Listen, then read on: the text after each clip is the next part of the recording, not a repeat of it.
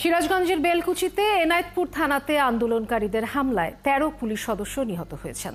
রাজশাহী রেঞ্জের ডিআইজি সাংবাদিকদের জানান, বেলা 11:30টায় আন্দোলনকারীরা থানা ঘেরাওয়ের চেষ্টা করে। পরে পুলিশ আত্মরক্ষার জন্য রাবার বুলেট ছোড়ে।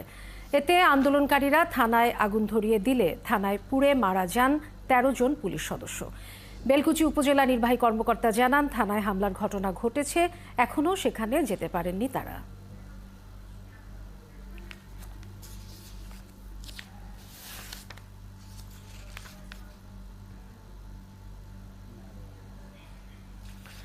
এ বিষয়ে আরো খবর নিয়ে আমাদের সাথে যুক্ত হচ্ছেন সহকর্মী রাশিদুল হক রুশো।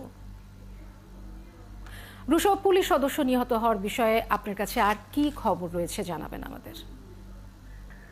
জি বুসার, Rajshahi range DIG range office থেকে যেটি জানানো হয়েছে যে সর্বশেষ আমাদেরকে জানানো হয়েছিল যে 11 জন, পরবর্তীতে এই মৃত্যুর সংখ্যা আরো বৃদ্ধি পেয়েছে। এমনটাই আপনি যেমনটি সংবাদে বলছিলেন যে 13 জন মৃত্যুর খবর এখন পর্যন্ত নিশ্চিত হওয়া গেছে।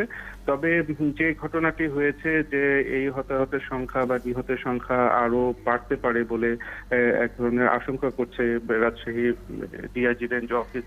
কারণ তারা যেটি বলছেন যে যেইভাবে আসলে সেখানে হামলা হয়েছে এবং থানা জ্বালিয়ে দেওয়া হয়েছে, সেই ক্ষেত্রে এবং পুলিশ সদস্যদের কোনো কোনো ক্ষেত্রে পিটিয়ে হত্যা করা হয়েছে এবং পার্শ্ববর্তী পুকুরে পুলিশ সদস্যদের মরদেহ ভাসছে, এমন তথ্য কিন্তু এখান থেকে আসলে জানানো হয়েছে। তো সব মিলিয়ে পরিস্থিতি এখন পর্যন্ত কতটুকু সেখানে ভয়াবহতা, সর্বশেষ নিহতের সংখ্যা, ডিআইজি অফিস থেকেও রাজশাহী থেকেও আসলে সম্পূর্ণ তথ্য তারা যেটি বলছেন যে ইন্টারনেট ব্যবস্থা না থাকার কারণে সম্পূর্ণ তথ্য তারা এখন পর্যন্ত সেভাবে নিরূপণ করতে পারেননি, সংগ্রহ করতে পারেননি।